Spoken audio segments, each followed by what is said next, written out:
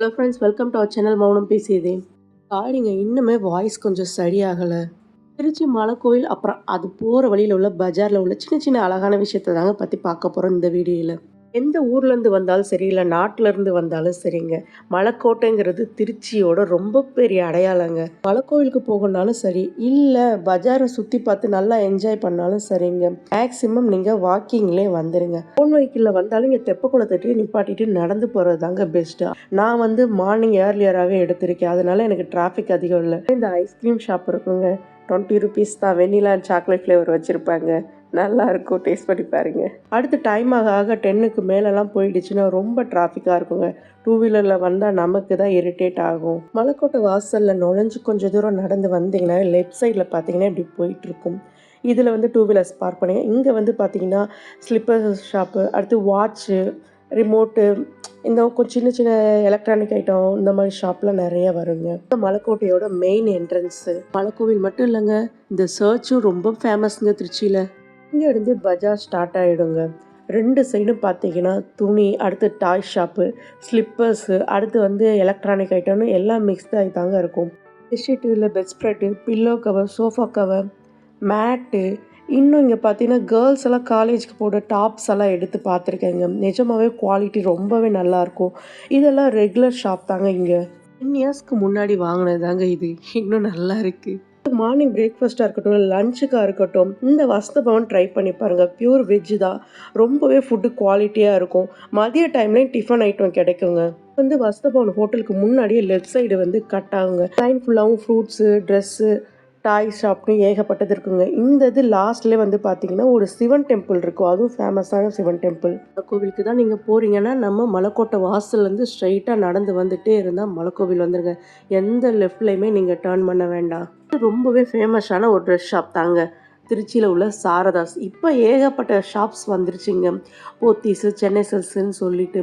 ஆனால் திருச்சியில் ஆரம்பத்துலேருந்து உள்ளவங்களுக்கு தெரியுங்க, சாரதாஸ் தான். என்ன ஒரு ஃபங்க்ஷன் நடக்கட்டுமே, சாரதாஸில் போய் ட்ரெஸ் எடுக்காமல் இருக்கவே மாட்டாங்க.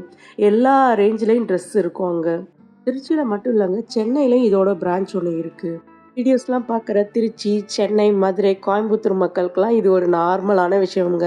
ஆனால் எங்கள் ஊரில் பார்த்தீங்கன்னா இப்படி ஒரு பஜாரே இல்லைங்கிறது தாங்க ஒரு உண்மை.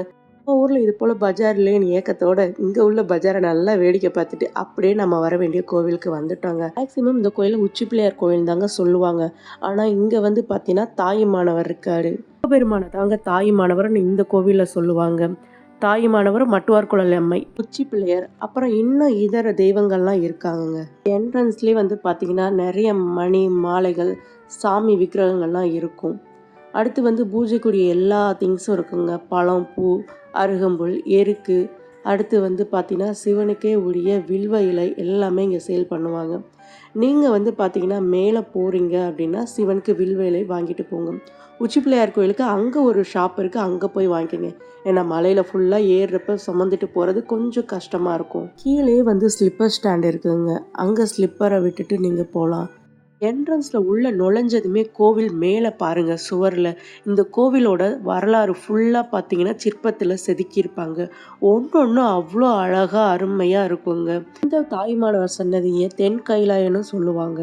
இங்கே வந்து பார்த்தீங்கன்னா சித்திரை திருவிழா, அடுத்து செட்டிப்பெண் மருத்துவம், அடுத்து வந்து சொல்லவே வேண்டாங்க, உச்சி பிள்ளையாருக்கு ராட்சத கொழுக்கட்டை செஞ்சு படைச்சி பிள்ளையார் சதுர்த்திலாம் கொண்டாடுவாங்க. மட்டும் இல்லைங்க, இந்த மலை எத்தனை வருஷம் பழமையானது தெரியுமா? 3500 பில்லியன் ஆண்டுங்க. அவ்வளோ பழமையான கோவில், குடைவர கோயிலுங்க இது. இங்கே பாருங்கள், விநாயகர் எத்தனை வகையான காட்சி தராரு மக்களுக்குன்னு சொல்லி ஒவ்வொரு விநாயகராக மென்ஷன் பண்ணி வச்சுருக்காங்க. இப்போ நம்ம பார்த்துட்டு இருக்க எல்லா சிற்பக்கலையுமே கீழே என்ட்ரன்ஸில் உள்ளதுங்க. ஆமாங்க, இங்கே என்ட்ரன்ஸ்லேயே ஒரு பிள்ளையார் நமக்கு காட்சி தருவார். இங்கே கீழே உள்ள விநாயகரை தரிசிச்சுட்டு அடுத்து மலை மேலே ஏற ஸ்டார்ட் பண்ணிடலாங்க. படிக்கட்டு வந்து சும்மா இல்லைங்க, 417 படிக்கட்டு இருக்குது. மலைக்கோவிலுக்கு போக 20 ரூபாய் டிக்கெட்டு வந்து சார்ஜ் பண்ணுவாங்க. ஆனால் நாங்கள் போனப்போ யாரும் இல்லை. ஏகப்பட்ட சிறப்பம்சம் இந்த கோவிலில் இருக்குங்க. ஆனால் கொஞ்சம் சீனியர் சிட்டிசன்ஸ்க்காக ஏதாவது பண்ணுனா கொஞ்சம் நல்லா இருக்கும். இவ்வளோ ஸ்டெப்ஸும் அவங்களால ஏற முடியும்னா கண்டிப்பாக முடியாதுங்க. ஏன் நமக்கே கஷ்டமாக தாங்க இருக்குது. மலையில் இப்போ 2 ஷாப்லாம் பார்த்துருப்பீங்கள்ல, அங்கெல்லாம் மோஸ்ட்டாக முடிஞ்ச வரைக்கும் பர்ச்சேஸ் பண்ண வேண்டாம். பஜாரில் வாங்கிக்கோங்க திங்ஸை பார்த்து வச்சுட்டு, அங்கே கொஞ்சம் சீப்பாக இருக்கும். அந்த உச்சிக்கு தாங்க போக போகிறோம். இந்த பிளேஸ் பார்த்தீங்கன்னா தேரடி வீதி. இங்கேயே வந்து லெஃப்டோ ரைட்டோ நீங்கள் திரும்பிடக்கூடாதுங்க, ஸ்ட்ரைட்டாக உள்ளே போயிடணும். போனால் நம்ம அழகான தனலட்சுமி காட்சி தருவா. பஜாரில் ஃப்ரூட்ஸ் எல்லாம் இருக்குங்க, வாங்கிட்டு வந்துடுங்க. இங்கே வந்து ஒரே ஒரு வாழைப்பூ தாங்க, அதுவே 60 ரூபா சொல்லுவாங்க. யானைக்கு நீங்கள் எதுவும் தரணும்னு சொல்லி நினச்சிங்கன்னா பஜார்லேயே வரப்போ வாங்கிட்டு வந்துடுங்க. அங்கே ஏறி வந்த டயர்டில் ஒரு விண்டோ பக்கத்தில் நின்று அப்படியே சர்ச்சை அழகாக ரசிச்சிட்டு இருந்தாங்க. 273 அடி உயரங்க அந்த மலை. அடிக்கட்டுக்கு லெஃப்ட் சைட்லேயே மௌன மடம் இருந்ததுங்க. அடுத்து மீனாட்சி சுந்தரேஸ்வரர் இருந்தாங்க. மீனாட்சி சுந்தரேஸ்வரர் இறங்கி வரப்போ தான் பார்க்க முடியும். குழந்தைங்களாம் ஃபஸ்ட் டைம் போகிறதுனால ரொம்பவே ஆர்வமாக ஓடிட்டு இருந்தாங்க. வெளியில் உள்ள ஷாப்பை பார்த்ததுமே என் பையன் அங்கே ஓடி போய் ஒரு கருங்காலி பிரேஸ்லெட்டை காட்டி அதை வாங்கி கொடுங்கப்பான்ட்டு இருந்தான். இந்த பிளேஸ்ல ஒரு விநாயகர் காட்சி தந்துக்கிட்டு இருந்தாருங்க நமக்கு. அடுத்து மேலே வந்து பார்த்தீங்கன்னா தாய் மானவர் மட்டுவார் குழலம்மை அவங்களோட ஃபோட்டோஸ் வச்சுருந்தாங்க. ஆமாங்க, இந்த கோவிலோட தல வரலாறு பற்றி இங்கே ஃபுல்லாக மென்ஷன் பண்ணியிருந்தாங்க. கர்ப்பிணி பெண் ஒருத்தவங்க சிவபெருமானை வணங்கிட்டு வராங்க. அவங்களோட டெலிவரி டைம் வந்தப்போ அவங்க அம்மா காவேரி நதிக்கரையில் வெள்ளப்பெருக்கு எடுத்து ஓடுறதுனால அந்த நதியை கடந்து தான் பெண்ணுக்கு டெலிவரி பார்க்க வர முடியல. இந்த இக்கட்டான சூழ்நிலையை புரிஞ்சுக்கிட்டு சிவபெருமான் அந்த பெண்ணோட தாய் உருவத்திலே வந்து இந்த பெண்ணுக்கு பிரசவம் பார்க்குறாரு. ஒரு வார காலம் இருந்து அந்த பெண்ணையும் குழந்தையும் கவனிச்சுக்கிறாரு. ஒரு வாரத்துக்கு அப்புறம் அந்த தாய் வந்து நதியில் வெள்ளம் வடிஞ்சு வராங்க. இந்த பெண்ணுக்கு ஒரே ஆச்சரியமாக போயிடுச்சு, இவங்க 2 பேரில் நம்மளோட தாய் யாருன்னு.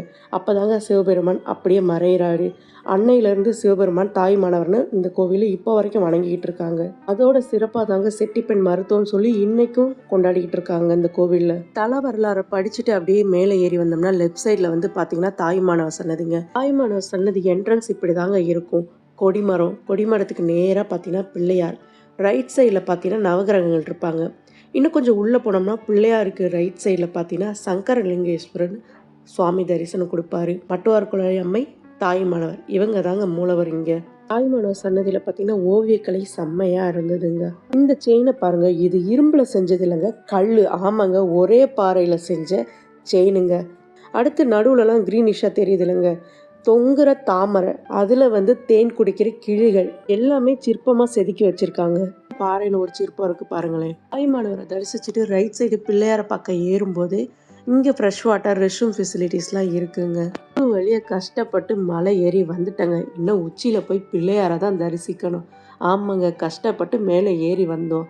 ஆனால் சில்லுன்னு அந்த காற்றுல எல்லா வழியும் பறந்து போயிடுச்சுங்க. என் பையன்லாம் ஃபஸ்ட் டைம் வரவும் மேலே ஏறவும் கீழே இறங்கவும் ரொம்பவே என்ஜாய் பண்ணிகிட்டு இருந்தாங்க. நான் அப்படியே சில்லுன்னு கொஞ்சம் நேரம் காற்று வாங்கலாம் அப்படின்னு சொல்லிட்டு இங்கேயே உட்காந்துட்டாங்க. பிளேஸ்லேருந்து கொஞ்சம் சிட்டிஸ் வியூஸ் பார்க்க முடியுங்க, செம்மையாக இருக்கும். அந்த அரச மரத்தை காற்று, ஓப்பன் ஸ்பேஸுங்கிறனால ரொம்ப ரொம்ப காற்று செம்மையாக இருந்துச்சுங்க. இந்த மாதிரி தடுப்பெல்லாம் இப்போ ஒரு 10 இயர்ஸ் தாங்க இருக்கும். அதுக்கு முன்னாடி அப்படியே ஓப்பனாக தாங்க இருந்தது. ரொம்பவே ரிஸ்க்காகவும் இருக்கும். தடுப்பு மட்டும் இல்லைங்க, மேலே பிள்ளையாரை பார்க்குறதுக்கு ஸ்டெப்ஸோ அந்த சீட்டு கூட இப்போ போட்டது தாங்க. நான் காலேஜ் படித்தப்பெல்லாம் கூட இந்த சீட்லாம் கிடையாது. இந்த ஸ்டெப்ஸும் பார்த்திங்கன்னா இந்த அளவுக்கு வந்து பெயிண்டிங்லாம் பண்ணியிருக்காதுங்க. மேலே ஏறணுன்னாவே திக்கு திக்குன்னு இருக்கும், பயமாக இருக்கும், எங்கே காற்றுல அடிச்சுக்கிட்டு கீழே விழுந்துருவோமோன்னு. சரி, ரெஸ்ட் எடுத்தது போதும், மேலே போய் பிள்ளையாரை தரிசிப்போன்னு மேலே ஏற ஆரம்பிச்சிட்டாங்க.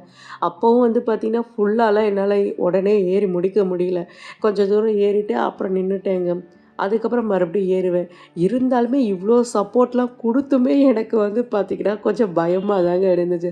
ஆமாங்க, ஹைட்டுனாவே கொஞ்சம் பயப்படுவேன். நல்லா டவர் மாதிரி தெரியுது இல்லைங்க, இதில் தான் கார்த்திகை தீபத்துக்கு தீபம் ஏற்றுவாங்க. ஒட்டுமொத்த திருச்சிக்குமே வியூ தெரியும், செம்மையாக இருக்குங்க. இந்த கோவிலுக்கு குழந்தை வரம் வேண்டி தாங்க நிறைய பேர் வருவாங்க. தன்னோட வேண்டுதல் நிறைவேறினதும் பார்த்தீங்கன்னா வாழைப்பழத்தாரும் பாலும் வந்து சாமிக்கு படைச்சிட்டு அதை எல்லாருக்கும் வரவங்களுக்கு பிரசாதமாக கொடுப்பாங்க. மட்டும் இல்லைங்க, கர்ப்பிணி பெண்கள் தனக்கு நார்மல் டெலிவரி ஆகணும்னு சொல்லிட்டு வேண்டிட்டுக்குவாங்க. இங்கே இந்த கோபுரம் தெரியுதுலங்க, இது ஸ்ரீரங்கம் கோபுரம். ஒரு வழியாக மலை ஏறி மாணிக்க விநாயகரை பார்த்தாச்சுங்க. அப்படியே என்டையர் சிட்டி வியூஸை பார்த்துக்கிட்டு இருந்தோம். இந்த கழுகு பாருங்க அப்படியே க்ளோஸ்அப்பாக வந்துச்சு. ஆகா, ஃபோனை பிடிங்கிட்டு போக போகுந்தாங்க பார்த்தோம். அப்படியே நின்று காவேரி நதிக்கரையோட அழகை ரசிச்சிட்டு இருந்தாங்க. இங்கே உச்சி பிள்ளையார் ஃபுல் டே திறந்துருக்குங்க, நட சாத்த மாட்டாங்க. அதே மாதிரி உச்சி பிள்ளையாருக்கு அருகம்புல், அடுத்து எருக்கு மாலை, நெய் தீபம் ஏற்றுறதுக்கு கொண்டுட்டு வந்துடுங்க. அடுத்து வந்து பார்த்திங்கன்னா தாய்மானவர் சன்னதி காலையில் 6 மணிலேருந்து மதியம் 12 மணி வரைக்கும் நட திறந்துருக்குங்க. அதுக்கப்புறம் நட சாத்திடுவாங்க. திரும்ப ஈவினிங் தான் 4 மணிலேருந்து நைட்டு 8:30 மணி வரைக்கும் திறந்திருப்பாங்க. ரொம்ப வருஷம் கழிச்சு நாங்க இங்க மலைக்கோவில் போயிருந்தோங்க ஃபேமிலியோட. நல்லாவே சாமி தரிசனம் எங்களுக்கு கிடைச்சது. பிள்ளையாரா இருக்கட்டும், கீழ தாயுமானவர் சன்னதியா இருக்கட்டும், குழந்தைங்களும் அதே போல நல்ல ஒத்துழைப்பு குடுத்தாங்க. சாமி கும்பிடுறப்ப எந்த ஒரு இடைஞ்சலுமே இல்லாம நிம்மதியா சாமி கும்பிட்டுட்டு வந்தோங்க. அப்புறம் என்னங்க போனதுக்கு வளைச்சு வளைச்சு ஃபோட்டோஸ், வீடியோஸ்லாம் கொஞ்சம் எடுத்துக்கிட்டோம். மேல ஷாப் இருக்குன்னு சொன்னேன்லங்க. இங்க வந்து பூஜை பொருள் மட்டும் இல்ல. இந்த மாரி சாமி சிலைகளும் இருந்துங்க. எனக்கு நவதானிய பிள்ளையார்னா கொஞ்சம் பிடிக்கும். அதனால நவதானிய பிள்ளையார் நான் வீட்டுக்கு வாங்கிட்டு வந்தேன். அடுத்து வந்து பார்த்தீங்கன்னா, குழந்தைங்கலாம் ஜூஸ் கேட்கவும், அவங்களுக்கு ஜூஸ்லாம் வாங்கி குடிச்சுட்டு, கொஞ்சம் அங்கேயே ரிலாக்ஸ் பண்ணிட்டு, அதுக்கப்புறம் கீழ இறங்கி வந்துட்டோங்க. இந்த அணில் ரொம்பவே தைரியசாலிங்க. தைரியமா வந்து சாப்பாடு கேட்குது எங்கள்கிட்ட. இங்க பாருங்களேன், இங்க தாங்க நம்ம கீழ இருந்து மேல இவ்ளோ தூரம் ஏறி வந்திருக்கோம். எல்லாரும் குட்டி குட்டியா தெரியுறாங்க பாருங்களேன். இந்த என்ட்ரன்ஸ்க்கு ஆப்போசிட்ல அப்படியே பாருங்களேன், பல கிலோமீட்டர் தூரத்துல ஃபுல்லா பஜார் தாங்க. ஆமாங்க, ட்ரெஸ்ஸா இருக்கட்டும், ஃபேன்சி ஐட்டமா இருக்கட்டும், எக்கச்சக்கமா இருக்குங்க. செம்மையா இருக்கும். அப்படியே நடந்து போனோம்னா. ஏறும்போது எப்படியோ ஒரு வழியா ஏறிட்டேங்க. கீழ இறங்கும்போது என் பொண்ணு தூக்கிட்டு தான் இறங்கணும். என்னால நடந்து வர முடியாதுன்னு சொல்லிட்டா. என் ஹஸ்பண்டுக்கு ஆல்ரெடி கால்ல அடிபட்டதுனால அவராலையும் தூக்கிட்டுலாம் இறங்க முடியல. ஏன்னா, அவரு தானாவே நடந்து வர்றதுக்கு ரொம்ப கஷ்டப்பட்டாரு. நான் முதுகுல இப்படி தாங்க வச்சுக்கிட்டு என் பொண்ணு கூட பேசிட்டு, விளையாடிக்கிட்டு அப்படியே பொறுமையா இறங்கி வந்தோம். இன்னும் வாய்ஸ் சரியா இல்லங்க. வாய்ஸ் கொஞ்சம் மோசமா தான் இருக்கும். அட்ஜஸ்ட் பண்ணிக்கங்க. இங்க என்ஜாய் பண்ணிட்டு தாங்க நெக்ஸ்ட்டு பட்டர்ஃப்ளை பார்க் போனோம். நம்ம வீடியோ பிடிச்சிருந்தா மறக்காம லைக் பண்ணுங்க, சப்ஸ்கிரைப் பண்ணுங்க. பக்கத்துல உள்ள பெல் ஐகானை கிளிக் பண்ணுங்க. அப்பதான் நான் போடுற வீடியோ நோட்டிஃபிகேஷனா உங்களுக்கு வரும். நம்ம வீடியோஸ் பார்க்குற வியூவர்ஸ் அண்ட் சப்ஸ்கிரைபர் ஃப்ரெண்ட்ஸ்க்கு ரொம்ப பெரிய தேங்க்ஸ்ங்க. தேங்க்ஸ் ஃபார் வாட்சிங். வாய்ஸ் சரியாகிற வரைக்கும் லாங் வீடியோ போடுறது கொஞ்சம் கஷ்டமா இருக்குங்க. அதனால ஷார்ட்ஸ் அப்லோட் பண்றேன். மறக்காம பாருங்க. சப்போர்ட் பண்ணுங்க. தேங்க்ஸ் ஃபார் வாட்சிங்.